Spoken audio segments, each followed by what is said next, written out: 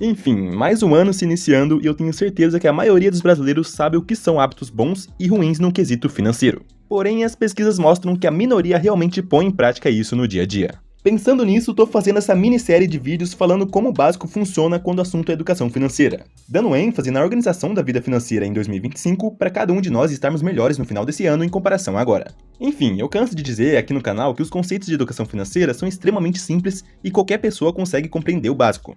Porém, pouquíssimos praticam porque é chato e realmente não é fácil começar. Mas quando criamos o hábito, não tem quem nos pare. E o que antes era chato e complicado passa a ser rotina, com um novo hábito formado. Por exemplo, o hábito de não gastar tudo que ganhar para investir, sempre se pagando em primeiro lugar. Ou seja, sempre que receber sua renda, já separar uma parte para investir e gastar o que restar ao longo do mês. Uma frase que gosto bastante do livro O Homem Mais Rico da Babilônia é: uma parte de tudo que ganhar pertence a você. Assim, pegue esse tesouro e faça trabalhar para você. Façam filhos dele e os filhos dos filhos dele trabalharem para você. Assegure também uma renda para o futuro. Aproveite a vida enquanto estiver aqui, não exagere demais e nem economize demais. Acho muito interessante porque fala do efeito dos juros compostos ao investir e reinvestir os rendimentos, além de também citar a ideia que concordo plenamente, de não viver para economizar e sim economizar para viver.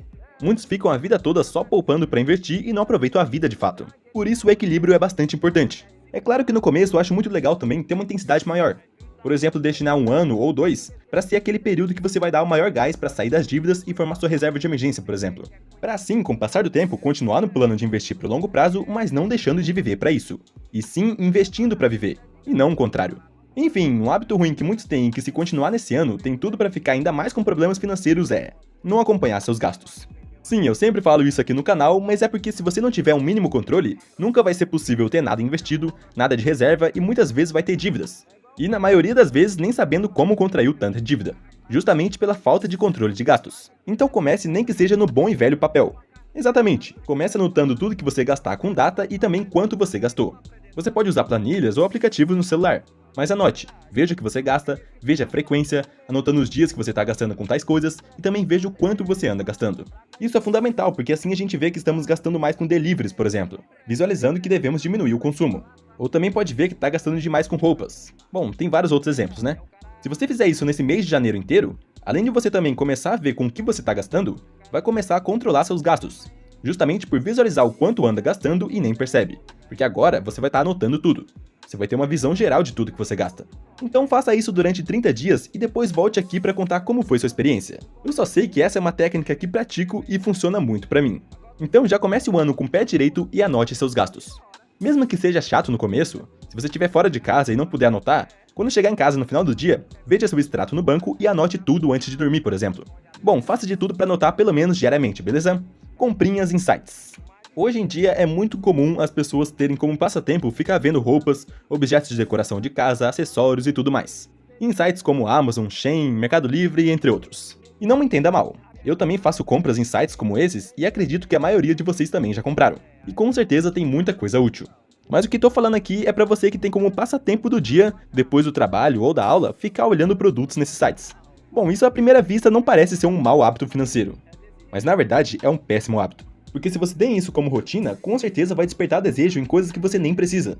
E por viver scrollando a tela do celular vendo produtos e mais produtos, vai acabar fazendo comprinhas que parecem inofensivas. Mas ao longo do mês você percebe que comprou um monte de coisa que você nem usa e que te fez ficar até mesmo com dívidas pro próximo mês se comprou no cartão de crédito. Então, se você realmente precisa comprar algum produto, você pode ir nesses sites e procurar qual o melhor custo-benefício e não comprar por impulso, estudando a ideia por alguns dias até você ver se realmente vai ser necessário e comprar sem parcelamentos. Agora, se você entrar todo dia nesses sites só para ficar olhando vários produtos, é certo que vai fazer compra por impulso e mais de uma compra muitas vezes. E isso já linka com o próximo tópico: ter um monte de coisa acumulada em casa. Esse também é uma coisa que muitos podem pensar que não tem nada a ver com hábito financeiro ruim, mas tem. Justamente porque muita gente reclama que tá sem dinheiro, que tá endividado e que não tá conseguindo sair disso. Mas muitas vezes tá com um guarda-roupa cheio de roupa boa, mas que não usa faz mais de ano. Ou também tem aquela esteira que comprou pensando que ia andar todo dia e tá lá parada virando cabide. Ou às vezes tem um videogame da época que era adolescente e nunca mais usou. Bom, dei alguns exemplos aqui, mas o que quero dizer é que existem vários sites e aplicativos que você pode anunciar e vender produtos usados que estão em bom estado, que vai unir o útil ao agradável. Porque ao mesmo tempo que você vai estar se livrando de coisas da sua casa que nem tá usando e tá só ocupando espaço, você também vai estar ganhando um dinheirinho extra com isso para quitar suas dívidas, por exemplo. Mas claro, só venda aquilo que você não vai usar. Não vai sair vendendo a geladeira da sua casa, não. Apostar. Infelizmente, o ano de 2024 foi marcado por uma forte crescente das apostas online que muitos brasileiros caem em busca de retorno rápido e fácil. Mas, como costumo dizer, quem está sempre em procura de ganho rápido e fácil, vai na verdade obter uma perda rápida e fácil. Isso sem contar no vício que a pessoa fica com essas apostas online. Porque uma hora ou outra acaba ganhando, outra hora perde, e assim cria a vontade de recuperar o que perdeu antes. E assim perde mais dinheiro. Entrando para um ciclo vicioso, em busca de ganhar mais e perdendo ao longo do caminho. Uma frase do livro O Homem Mais Rico da Babilônia que fala sobre isso é a seguinte: o ouro escapa ao homem que o força a ganhos impossíveis, ou que dá ouvido aos conselhos enganosos de trapaceiros e fraudadores, ou que confia em sua própria inexperiência e desejos românticos na hora de investi-lo.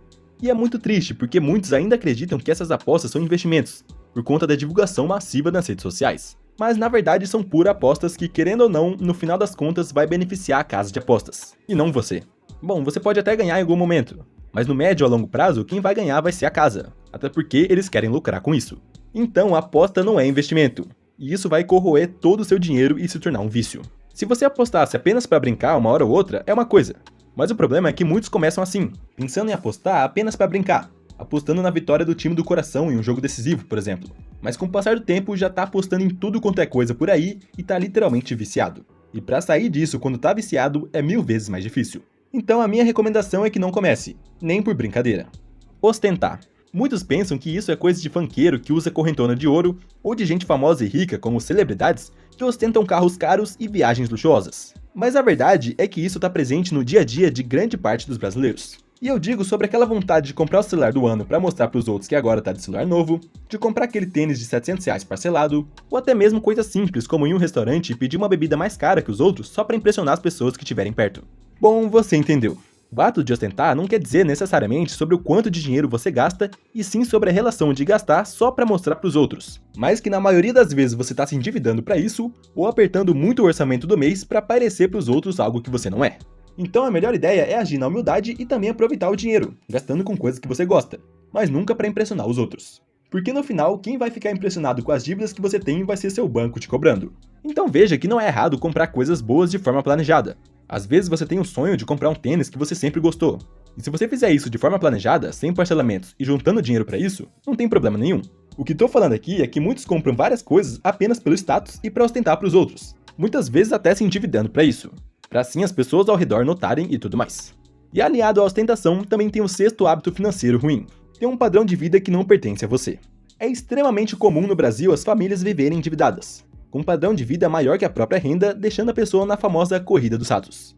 E você pode até pensar que isso é normal e que todo mundo faz isso, mas a verdade é que quando você sai dessa corrida dos ratos, é que vê a leveza de vida que é estar sem dívidas e com uma reserva de emergência de R$3.000 que seja. Chegando nesse ponto, já te tira daquele lamaçal de dívidas e contas e te dá uma certa segurança pro dia a dia. Então não tenha sua renda como algo para ser alinhado aos gastos. Muitos que ganham 2.000 já programam a mente para gastar 2.000.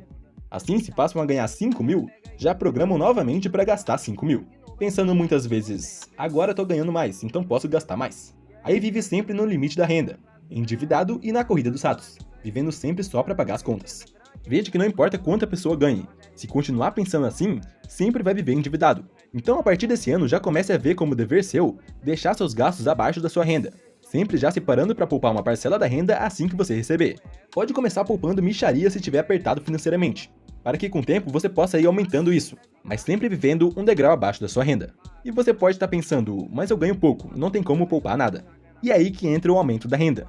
Olha, não tem milagre, ou você aumenta a sua renda ou diminui seus gastos. Eu mesmo gosto muito da ideia de aumentar a renda e manter os gastos que tinha antes, ou aumentar apenas uma parcela. Por exemplo, se você gastava 2.000 e passa a ganhar agora 3.000, o mais comum é que passe a gastar também 3.000, né? Mas se você vivia com 2.000 antes, continue vivendo com 2.000 e poupe 1.000 para reserva de emergência ou investimentos, por exemplo. Ou se você quiser aumentar seu padrão de vida, pode até aumentar para 2.500 e poupar R$500. Veja, sempre gastando menos do que você ganha. Essa é a ideia. Lembrando que estou falando apenas como exemplo, beleza? Alinhe isso conforme a sua realidade. Adiar o investimento. Esse é outro tópico comum de acontecer. A pessoa pensar que não vale a pena começar a investir porque ganha pouco e não sobra nada. E bom, se hoje você não tem nada, comece nem que seja com R$50 por mês poupando para reserva de emergência, por exemplo. Para assim, quando você começar a ganhar mais, você já criar o hábito de poupar mensalmente e começar a investir mais. É claro que R$ 50 por mês é muito pouco, mas é nesse começo que vamos adquirindo o hábito e, claro, também procurando ganhar mais com renda extra, se especializando em alguma coisa, entre outros, para assim focar em aumentar essa quantia poupada mensalmente. E é muito comum que as pessoas menosprezem um pequeno progresso na educação financeira. Por exemplo, se está endividada, muitas vezes a pessoa pensa em empurrar com a barriga, achando que não vale a pena quitar as dívidas porque vai ser muito trabalho para pouco resultado. Mas ao começar quitando as dívidas, você vai criar o hábito de viver com menos do que você ganha para pagar essas contas, para depois de quitadas, começar a formar reserva de emergência e futuramente também investir para o longo prazo. Então não menospreze cada dívida quitada. Não menospreze o começo da reserva de emergência. Você tendo ali R$ 500 de reserva já é louvável. Assim você não vai estar mais no vermelho e sem nada na conta. Até porque você aí que tem R$ 500 de reserva, tem muito mais chance de aumentar essa reserva para 3, 5, 10 mil do que alguém que só fica adiando começar e só tem dívidas. É por isso que eu falo que é tão importante começar, mesmo com pouco. Não estudar.